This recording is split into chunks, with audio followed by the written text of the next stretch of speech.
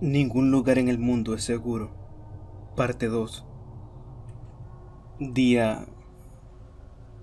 Desperté en medio del bosque, rodeado de árboles y arbustos que me envolvían. No sabía dónde estaba. Ciertamente no parecía el bosque cercano a mi casa. Traté de moverme para levantarme, pero rápidamente descubrí que estaba atado. Parecía que las raíces de los árboles se hubieran manifestado en forma de esposas alrededor de mis muñecas y tobillos. Era sobrenatural, de otro mundo incluso. Miré de lado a lado para determinar cuál era mi situación, quién o qué me mantenía aquí. Casi parecía como si estuviera dentro de un árbol. Parecía una habitación que era lo suficientemente grande como para ser un bosque, pero apenas pude distinguir el hecho de que habían paredes de raíces a unos 100 metros de donde yo yacía. También había colinas de raíces tendidas cerca de mí, una extraña adición de decoración que debo admitir. Distinguí dos cosas: que estaba atrapado por lo que sea esa cosa, y que estoy dentro de una habitación de árbol. Mi visión no era del todo correcta, casi como si hubiera estado dormido durante días o drogado. No había luz exterior desde la habitación del árbol, así que no pude distinguir qué hora del día era. Miré más de lado a lado y luego lo vi. La criatura sentada enfrente de donde estaba a mi pie derecho. Solo cuando me movía, podía ver sus ojos, mirándome directamente. Parecía sonreírme como si estuviera esperando que lo viera. La criatura se paró, en lo que yo pude ver como unos 70 aproximadamente, con raíces en todo su cuerpo y garras nudosas en forma de astillas gigantes. Lo que también era nuevo era el hecho de que se ponía lo que parecía una máscara de un cráneo de antílope. ¿Era este el mismo ser que seguía viendo fuera de mi casa? Mientras caminaba hacia mí, me preparé para lo que fuera que estaba haciendo. Cerré los ojos y desapareció. Intenté escapar frenéticamente. Volví la mirada de lado a lado para ver si había algo que pudiera agarrar. Cuando me volteé hacia el otro lado, vi que me miraba directamente desde el techo. ¿Cómo llegó ahí sin que me diera cuenta? Su ojo se clavó en mi alma. Bajó de una enredadera a un ritmo amenazadoramente lento hasta que su cara estuvo frente a la mía, pero al revés. No sirve de nada, hijo, porque ahora estás en mi dominio. Tu voluntad se romperá hasta que no seas más que un cascarón humano. Cristo no toca este dominio, porque incluso Él tiene miedo de caminar donde yo pueda estar mirando. Decía, ningún Dios en el reino humano ha podido deshacerse de mi existencia en este plano. Mi hambre por tu especie es insaciable, porque es la tuya la que me trajo aquí.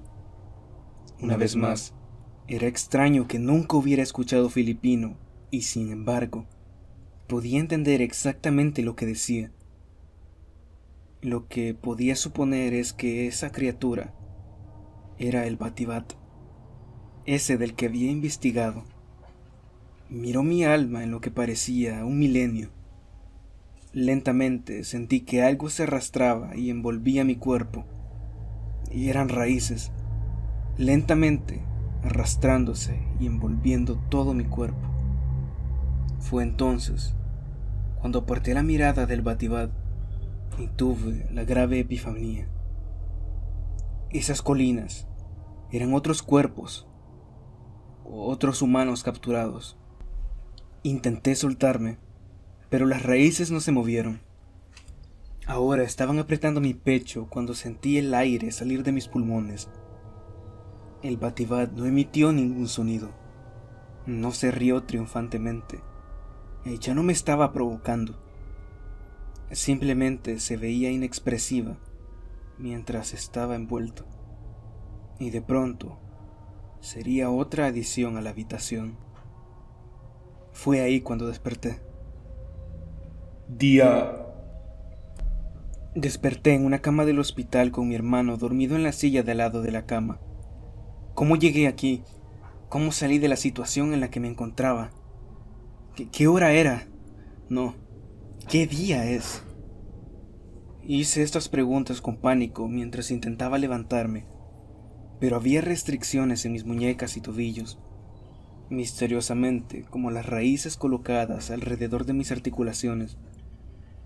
Gruñí al saber que tampoco sabía forma de salir de estos. Al menos, no fue el trabajo de un demonio antiguo tratando de hacerme su nueva incorporación a IKEA. Intenté levantarme una vez más, pero mi cuerpo se sentía cansado. Mis ojos se sentían como si estuviera en el dominio del Batibat, somnoliento, drogado. Mientras intentaba moverme una vez más, mi hermano se despertó de la conmoción. «Oh, gracias a Dios que estás despierto», gritó y corrió a buscar al médico. Después de una larga conversación con lo que pensé que me pasó, aprendí un par de cosas. Mi padre había fallecido mientras dormía. Esa misma noche, caí en un coma profundo que nadie podía explicar el por qué. Les conté lo que había estado viendo y escuchando, y el médico me canceló una receta para Xanax y me dijo que debía ir a un psiquiatra. Había estado retorciéndome mientras dormía, algo que nunca debería suceder cuando se está en ese estado. Era una anomalía médica y los médicos no sabían qué hacer. Fui dado de alta ese día, ya que no habían encontrado absolutamente nada malo conmigo.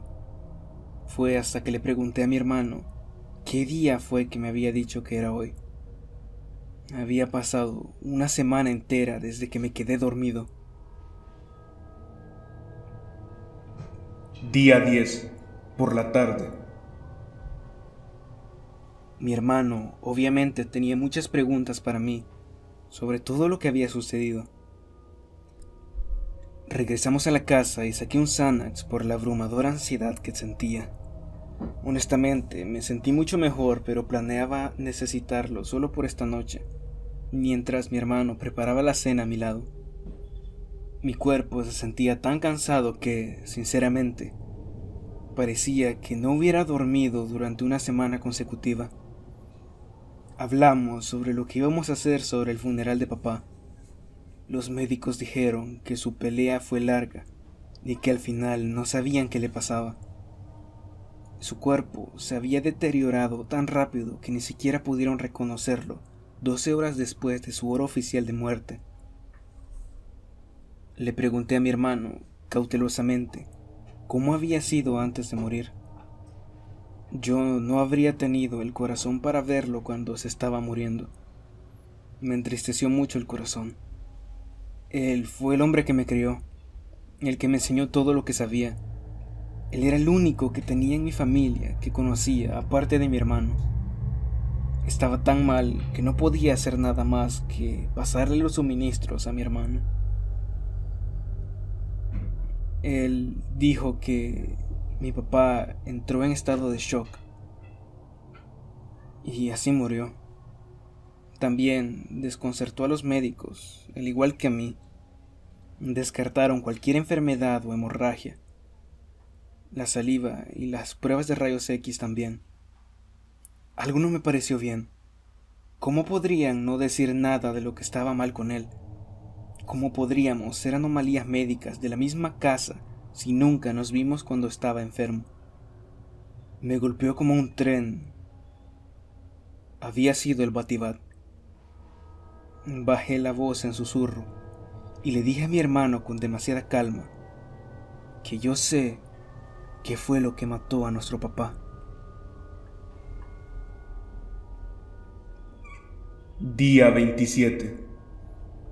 Cuando se lo dije a mi hermano, pensó que estaba loco, estúpido por pensar que podría hacer algo así. Me dijo que estaba paranoico, afligido. Tal vez la reacción al ver a papá así me hizo ver cosas, pero yo sé lo que vi. Sabía que tenía que convencerlo de alguna manera. Yo tenía razón. y el Batibat había matado a mi papá. Sí recuerdo, estremeciéndome, lo había convertido en uno de esos montículos o algo por el estilo. Eso también le podría pasar a mi hermano.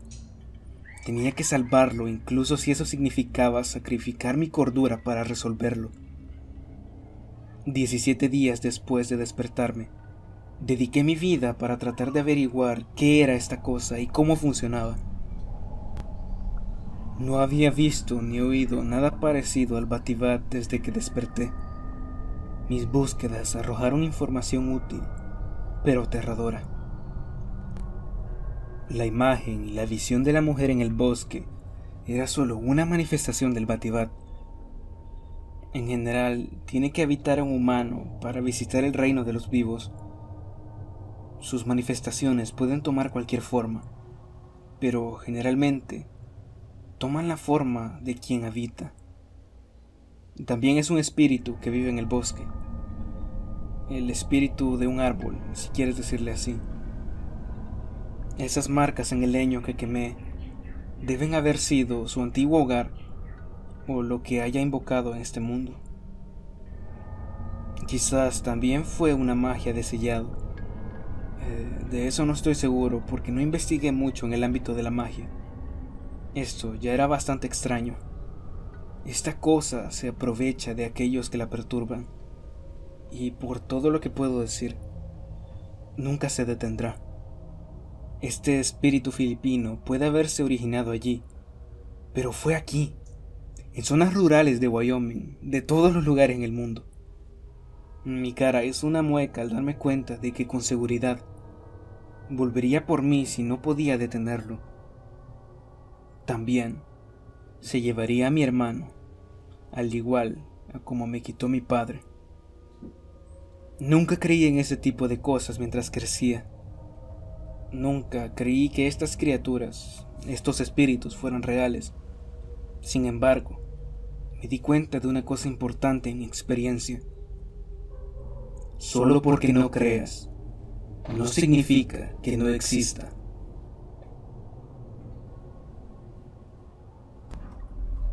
Y así es como llegamos a la parte final de la historia de Belief is Futile. Muchas gracias por prestárnosla para poder narrarla en el canal. Esto ha sido todo, y recuerden que ustedes decidieron no poder dormir ahora.